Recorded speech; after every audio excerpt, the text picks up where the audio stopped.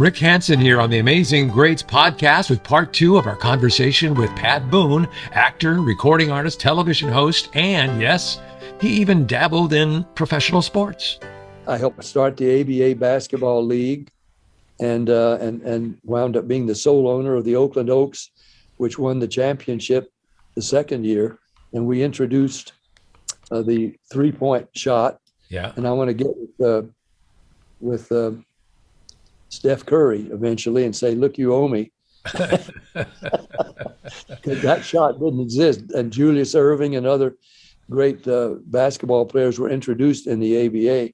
However, I was nearly bankrupted because I couldn't get the folks in Oakland to come to their own championship games. Really? We won the championship against the Indiana Pacers that went into the NBA. And we had 8,000 people in a 17,000 seat arena when we won the championship, but they were still San Francisco Warriors fans, even though it was the Oakland Oaks. And one of the reasons is I had stolen Rick Barry from the Warriors to be our star for the Oakland Oaks, and here we won our championship, but the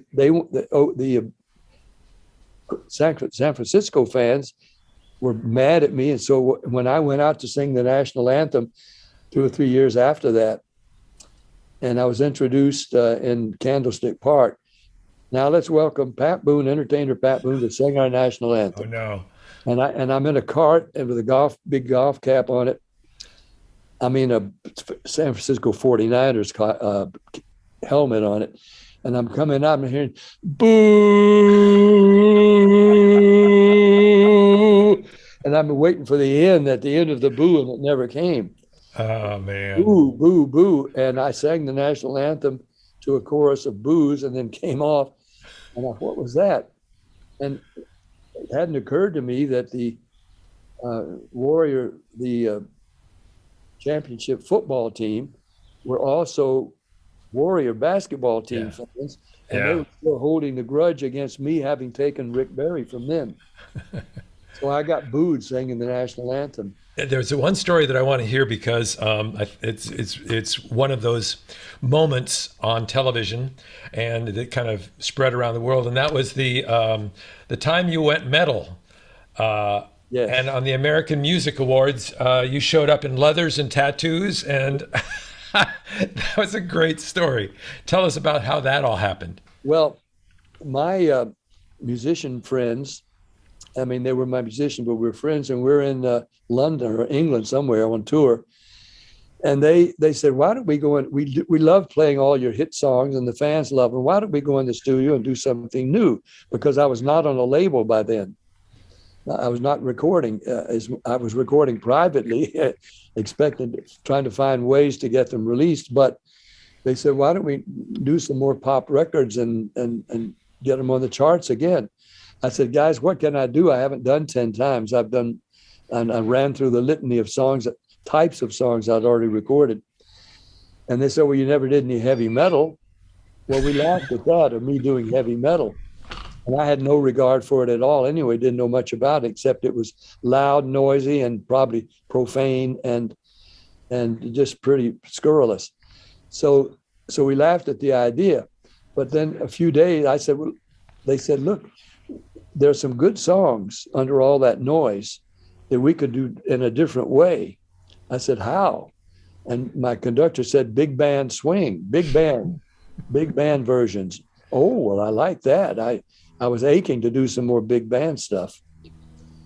And I said, but I don't know what kind of songs you're talking about. And they made me aware of a bunch of the songs. And then I began to go to record stores and look through the racks. And record store people they recognized me, but here I was looking at the heavy metal racks for Poison, Scorpion, Black Sabbath, Alice Cooper, and all these others, and helping find songs that were really good songs, Guns N' Roses, Paradise City, and Deep Purple, Smoke on the Water. And so we picked out a dozen songs that we could do with great big band arrangements. and we did them.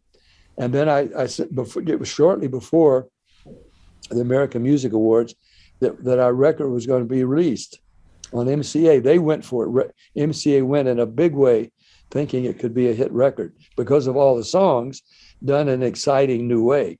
Yeah. When Dick Clark heard it, he asked if he wanted Alice Cooper and me. He didn't take into account that Alice Cooper was already my Christian brother. I knew that, but he's the son of a minister. But he wanted us to swap images, and Cooper was to come out wearing a V-neck sweater, white buck shoes, put his black hair behind a golf cap because he's an excellent golfer, and carrying a glass of milk.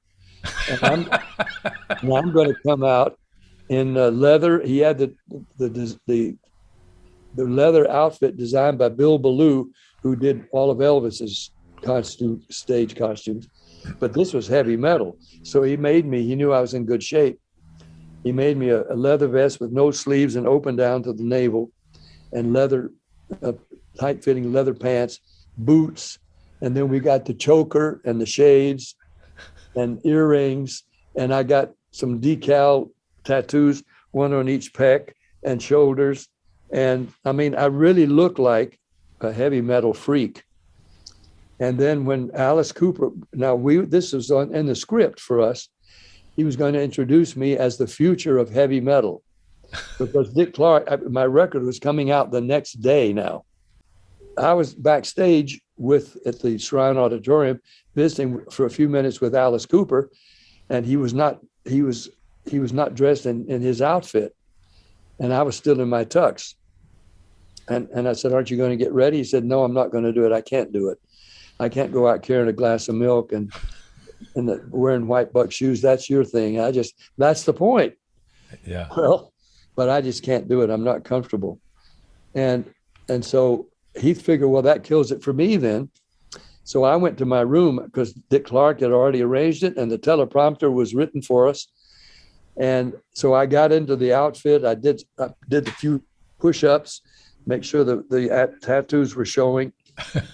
And I went upstage, and while I was waiting to be introduced, and Cooper was already on, and the smoke was filling the stage. It was turning the stage very dark, and the stage manager said, "Pat, Dick just let me know that we've run a little bit short. I mean, long. No, we're running short. If you want to take a minute and play with it, you can." Well, I didn't know how to play with it. So when I heard Cooper introduce me, he said, "I know the history of rock and roll and heavy metal. I want to introduce you to the future of heavy metal, Pat Boone." And I start stalking through the fog, not walking, but kind of stomping through the fog like a heavy metal guy. And I hear all this crazy noise in the auditorium. It's just cacophony. and I didn't understand it quite then, but I knew that there was this, "What do you mean, Pat Boone? That can't be Pat Boone. Who is that? What's happening?" And the young people, they were saying, "Who is that?" The older people were saying, "Well, they said it's Pat Boone." Well, who's Pat Boone? and all this was happening. So he said, "You can take a minute." And Cooper is standing on the side, his jaw hanging open, seeing me in the outfit, which he'd never seen himself. And I walked to the edge of the stage, and I just stood there looking at the audience, looking at, hey, like whatever his name was in the Taxi Driver, De Niro. "Hey, got a problem with me? You want a piece of me?" And like, "What's the problem with you?" And then I walked back over to Cooper, and his mouth is still hanging open, looking at me and taking that, what I was supposed to have done. And I said, "Alice, you're my role model." I mean, this was not not on a teleprompter. Because tomorrow my album of heavy metal is coming out, and the subtitle is "No More Mr. Nice Guy." And he looked at the camera like, "I didn't know anything about this. What is this about?" And then he went back to the teleprompter, which was on there. "Does this mean I have to sing Love Letters in the Sand?" And I knew what was there. I had prompted the sound man when he says, "Does this mean I have to sing Love Letters in the Sand. Turn up any effects you have. And I leaned, I said, that would be nice. And it echoed. And Cooper again backed away like, I mean, he was stunned. Now, the night before, I went to the rehearsal and it happened that, and this is what I hoped would happen, it did. Metallica was rehearsing and they didn't know I was in the auditorium, and I didn't introduce myself either. I was just out there in the dark of the auditorium while they were rehearsing. It was not going to be Enter Sandman. That was already a huge hit. In fact, their biggest hit. And so they finished their rehearsal and they start to put the guitars away, and the smoke is starting to fade off the stage. And I had the sound man start playing my record of their Enter Sandman. And it starts with the same intro, and they stop, look up. We're not going to do that tomorrow night. What's that?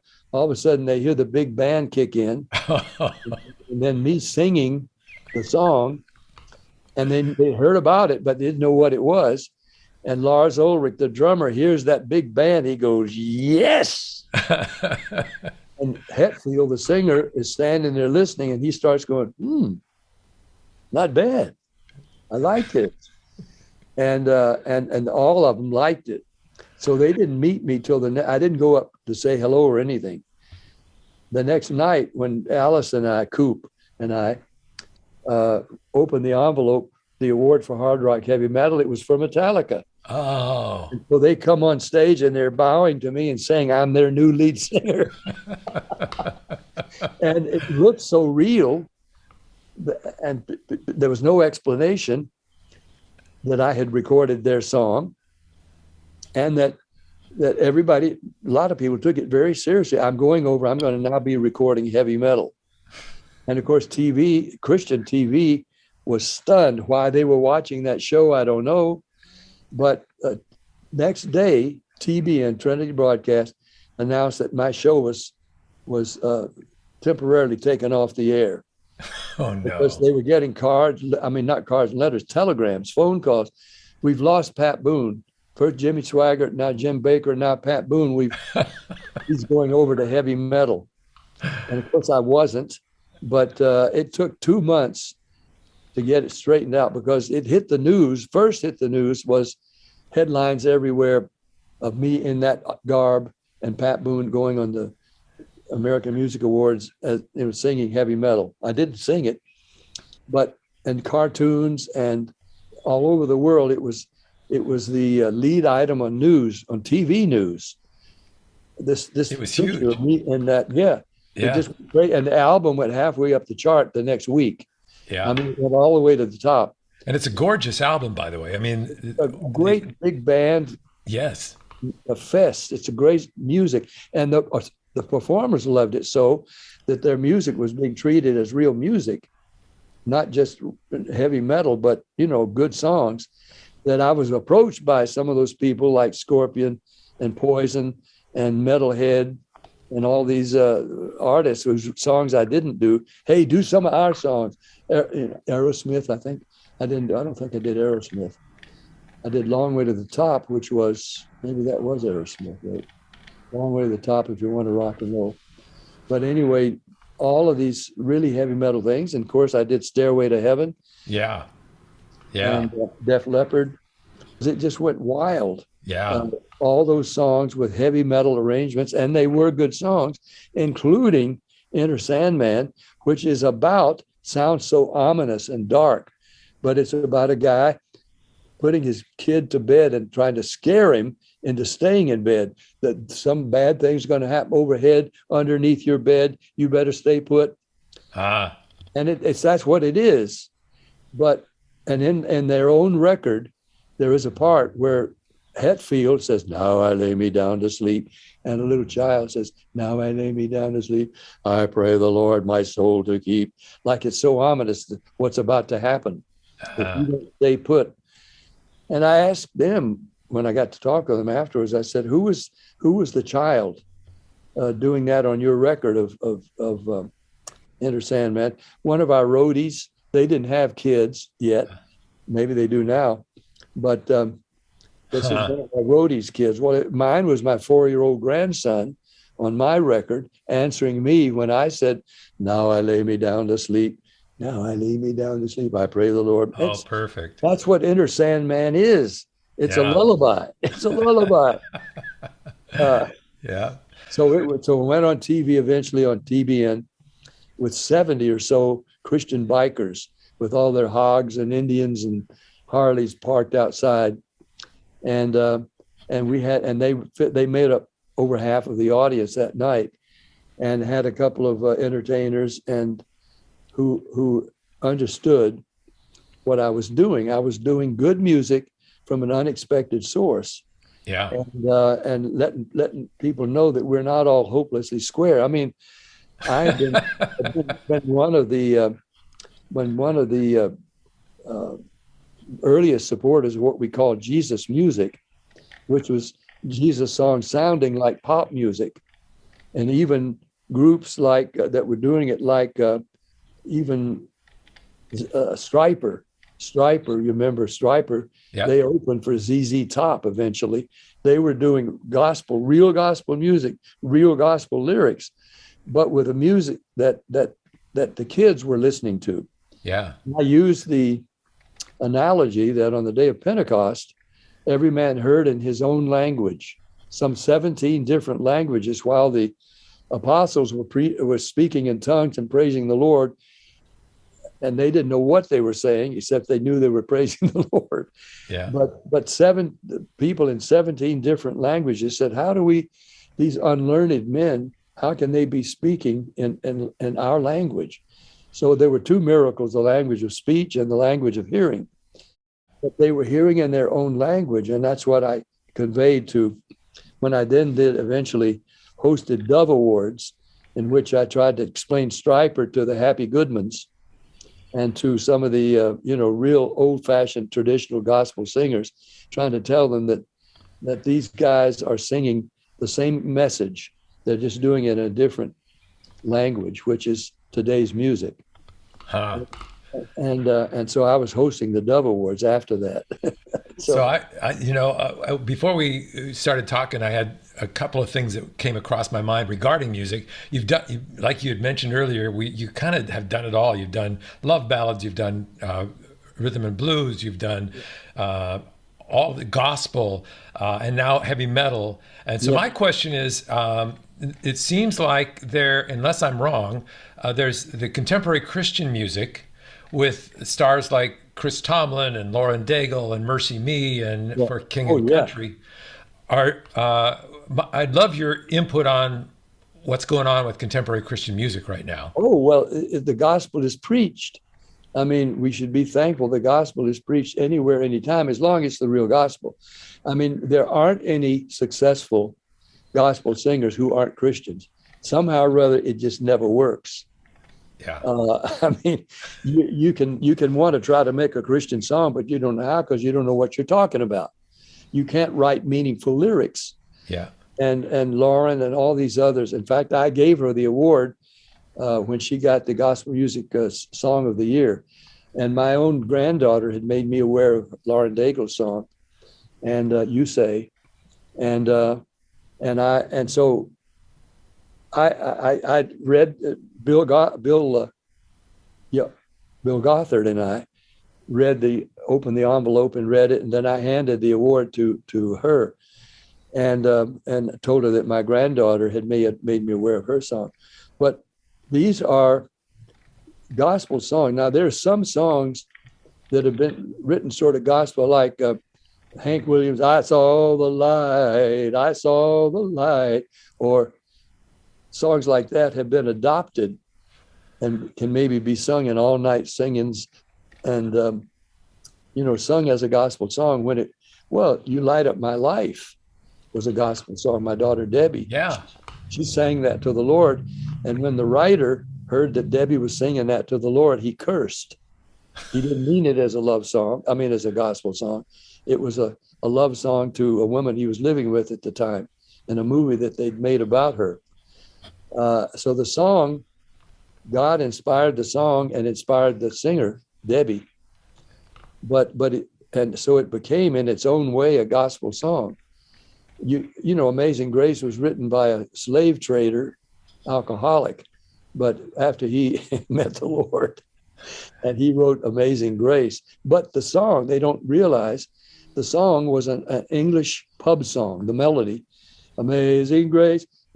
Hey, bartender, da, da, da, Oh, da. really? Okay. Give me a brand new quaff or something. And I mean, it was a song that he knew from his pub days.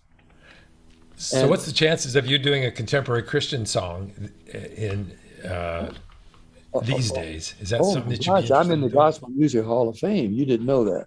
Well, I didn't know that. I've written 20, 25. I mean, not written.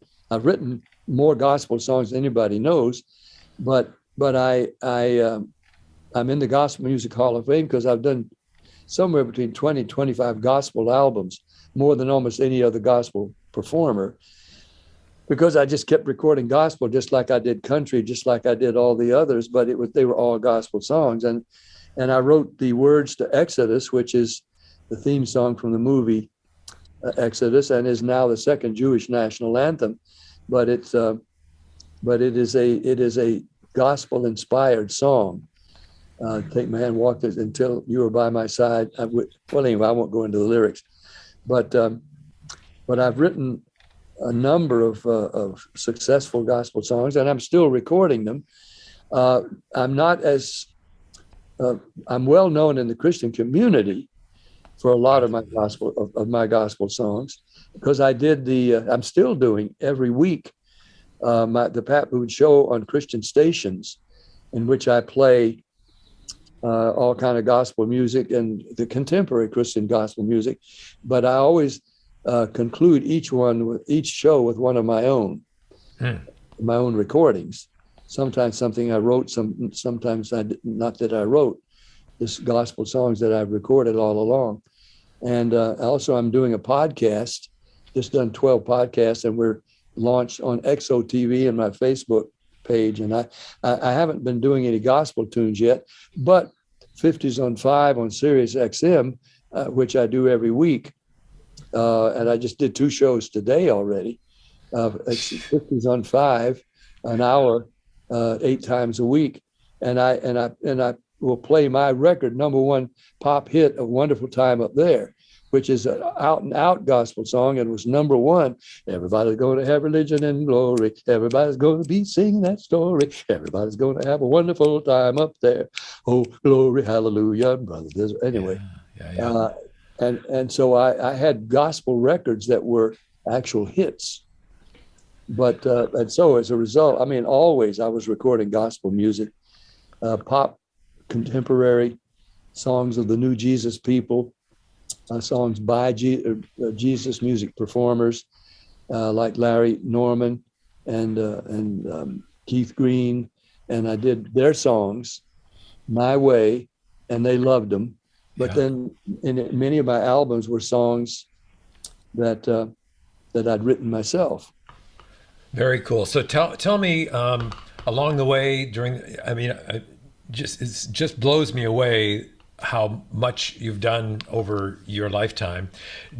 Have you felt like that's God's purpose? Do you have a specific thing of what God put you here to do? Yeah, right. It came to me very quickly, because I was on my way to being a teacher preacher. I was already preaching in a little country church in Slidell, a little one-room church that needed a paint job and was kind of tilted to the side, and only about 40 members, but they couldn't pay anybody to come preach. And I was going to be a teacher preacher. So when they gave me the opportunity, I began to preach for them. And after about the third Sunday, they took up a collection, and they gave me the collection, which was about $22. And I didn't ask for it. And I was only making $44.50 a week doing 2 TV shows in Fort Worth, working my way through school. And I was hosting the Bewley Barn Dance on Friday nights at 20 years old, 21 maybe, no 20 when it began, and a teenage show that they started for me to host, Foremost Teen Times.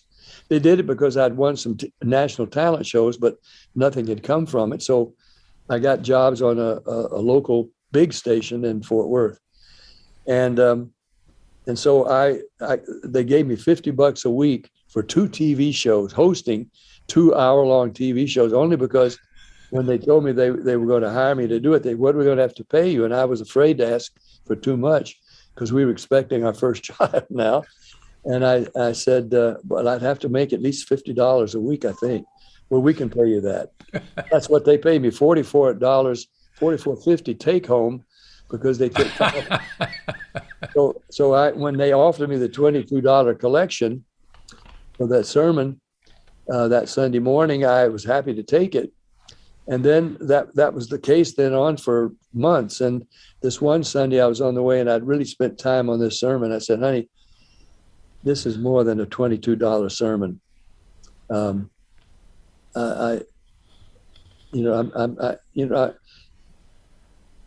did I say? I didn't ask for more. I just said, this is more than a $22 sermon. Oh, I know I knew that, because I knew that out of the 22, I had put in 5. I was tithing. I was tithing on my $44.50, and I was putting 5 in the collection before I knew that eventually they were going to hand me the collection. But it was always about $22. So I said, this is more than a $22 sermon.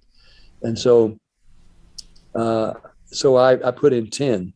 I mean, I preached the sermon, but I put $10 in the collection. And I got about 27 or something. But we laugh about it, but I know that the Bible said you can't outgive God. Give to me and see if I don't pour back to you. And within I guess 6 months after I preached my last sermon there, and I put my $10 in the collection plate, I was in New York. I was making records. I was very quickly making more money I ever dreamed I would make. And I was tithing on that. And I've always tithed. But anyway, knowing that this thing was so unlikely, that all of a sudden I was a teen idol out of nowhere, that I knew it was God. And he was giving me a platform from which I could do more than I could as a preacher located somewhere, or a doctor, which I thought about as well, in a hospital or with a practice, that I was going to have more opportunity as a singer than I would have in either of those occupations.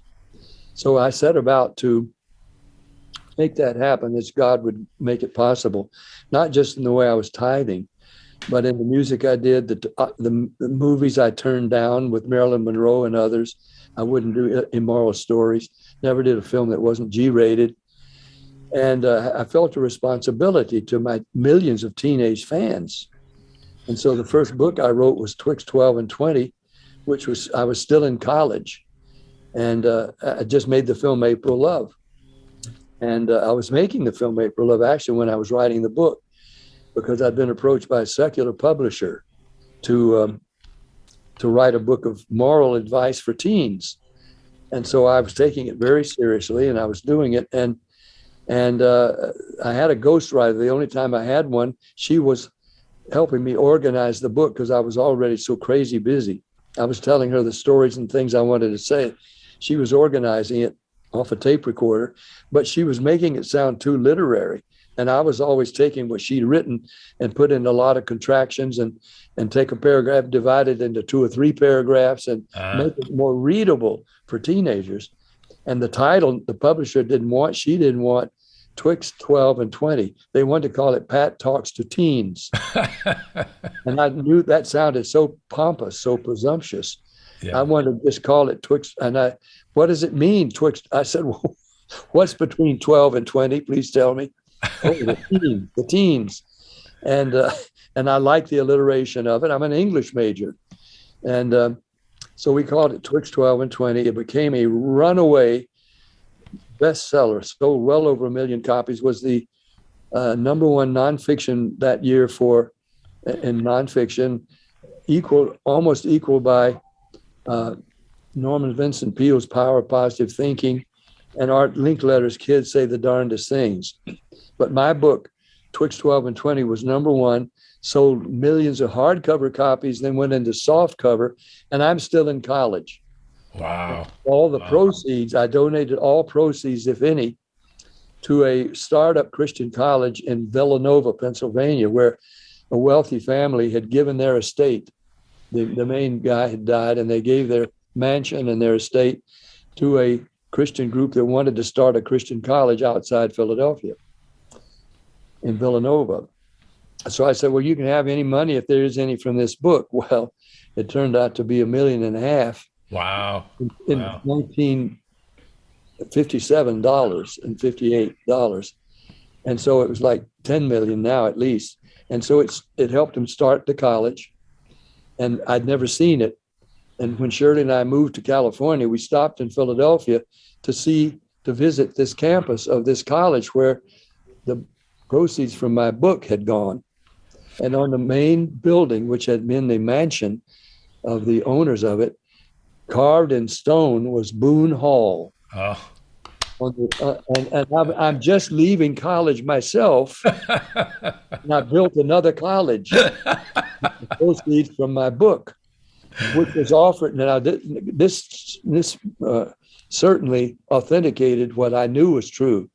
God gave me a platform, and it's for His purposes. I had other things in mind. I didn't think I could be a pop singer. I mean, that's too risky a thing for a guy that got married at 19, and we started having 4 kids by the time we were 23. I mean, I better have a job. And I thought when I graduated, I was going to be applying for a job as an English teacher somewhere with my degree. Well, when I graduated in early June of 58, I lay down in Central Park. I was going to be late to my hosting for my TV show with Gina Lollobrigida. But I lay down in the grass saying, now, wait a minute, I was going to apply for a teaching job. I got this TV contract, this movie contract, recording contract. My hit songs on, I guess I'm going to have to see where this goes before I apply for the teaching job, which never happened. God had different plans for you. Yes, He did. But I've served on the boards of 2 Christian colleges and am still. And 3 of them now are building, well, 2 of them are building Boone Performing Arts Centers, theaters in Nashville and Abilene. And we started the Boone Center for the Family at Pepperdine University, where I've been chairman of a board of advisors of Pepperdine, the Christian college, for 40 years. Man. So God gave me the platform to serve Him, coming at kids and other people from different directions than it would be from a preacher, even Billy Graham or the top preachers. You know well, I'm sure, the polls show that less than 50% of Americans go to any church or place of worship. They're not sure there is a God. They pray sometimes, maybe, and if they don't know if there's a heaven or a hell, or if there is, where they might go. I mean, we're not a nation under God now. We are a nation that has many Christians in it, but we haven't been nearly vocal or stand up enough to protect our liberties and our faith. We let ourselves be, cowed down. And so this book of mine that's coming out in September is called If. Another book? Another book, yeah. Oh my gosh, okay. I've written 15 or 20 books, and 2 of them were bestsellers. One was a new song about my baptism of the Holy Spirit and our family and all that. That was another million seller and went into other languages and a soft cover. This book, I hope, will do the same, but it looks like the cover I designed, and it's a white cover. It would have, looked like it was meant to be a white cover, but the 4 corners look singed, as if it's been pulled out of a book burning or something. And somebody took a heavy marking pen and just scrolled the word "if" on it, and bold scrawl letters, "if." And there's a warning on it, looks like a pin that was stuck on it. It too has been singed. And it says, "Not religious, life or death." And at the bottom, the everlasting choice we all must make. And so I know you can't ignore the cover. It's not like any cover on any bookshelf ever. And so I'm hoping it's got the attention of people that are not interested in religious books. because the publisher wanted to have, endorsements from Franklin Graham, who would have done it, Pat Robertson, David Jeremiah, Max Lucado. They would have all been happy. In fact, they've given me endorsements to put on the inner flap. But as far as the cover is concerned, and what we're saying about, the book is a story of a guy who's had an incredible life, and there's some supernatural things happen in my life that I want to share with you. It says in the flap, but it is life or death. This is a life or death situation. And the if is heaven or hell. What are you going to choose? God's choice is evident. He wants us to come to heaven. That's what I'll be telling all the book reviewers. And the ones that say, you're telling me, Pat Boone, if I don't do what you say in this book, I'm going to hell. Said, forget Pat Boone. It's not me saying anything. All I'm doing is try to get you to read what God says. He's the one. He's not making the choice. You are. But his choice is heaven for you. And he loves you. But if you're not willing to come to heaven, you don't have to. You don't have to read his book. You don't have to believe what I'm telling you now. It's all there for you to read. If you're not interested, forget it. Forget it. It's the whole idea. I love the whole idea. You're not preaching to the choir here. You're bringing some preaching to the woefully ignorant, the lost. Yeah. I'm preaching to those, not to those who may think they're Christian and aren't. I hope they'll get interested too. Yeah. Because I do quote Jesus saying, many will say to me in that last day, Lord, Lord, didn't we do mighty things in your name? I mean, we were on board. We cast out demons. You're saying, depart from me, I never knew you. Well, yeah, doing nice things and still disobeying him at the same time won't get you there. And there are too many Christians that are going along with the tide, and they may do good things as well, but they're forfeiting their eternal existence, because he says, if you love me, keep my commandments. And on the last day, I won't judge you, my words will judge you. And the words are there for us to read. That's why I'm saying, hey, please, the book starts with the failure of God's first race of people. And he wiped them out. I mean, he created a whole race of people created in his image, starting with 2 people. And then in the time of Noah, he wiped them all out. The Bible says it repented him that he had made them, because every thought in man's heart was evil continually. Now, you can call yourself a believer, but if the thoughts in your heart are evil, you're disqualified. You don't know it, but you need to know it. And so he wiped out everybody but 8 people and started over again. This is the God that we're dealing with. Yeah. So now preachers don't want to talk like that, but I am a preacher. God gave me a platform, and at this last stage in my life, I'm going to say things that other preachers now don't want to say. They'll get kicked out of their own churches. Yeah. So this has just been an amazing. But I've had that experience already.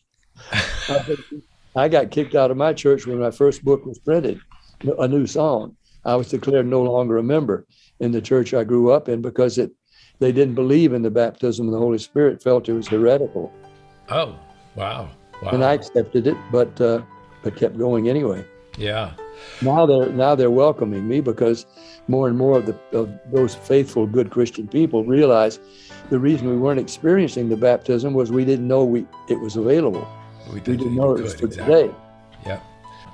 Well, thank you so much for your time. I mean, this has been just a joy to hear your story, to hear the words coming out of, there's no other better way to say it than you're a national treasure. And it's been a pleasure to get to know you and to spend some time with you. And God bless you, Pat Boone, for all that you've done and are continuing to do. Thank you. What an absolute joy to spend some quality time with this legend, Pat Boone. Please share this story with a friend, and if you enjoyed the conversation as much as I did, hit like. And for more inspiring stories from well-known Christians like this, hit subscribe and/or go to our website at www.amazinggreats.net. Thanks to Klem Daniels for producing this show. Thanks to Dan O'Neill for connecting us with Pat Boone. And especially thank you for making this a part of your day.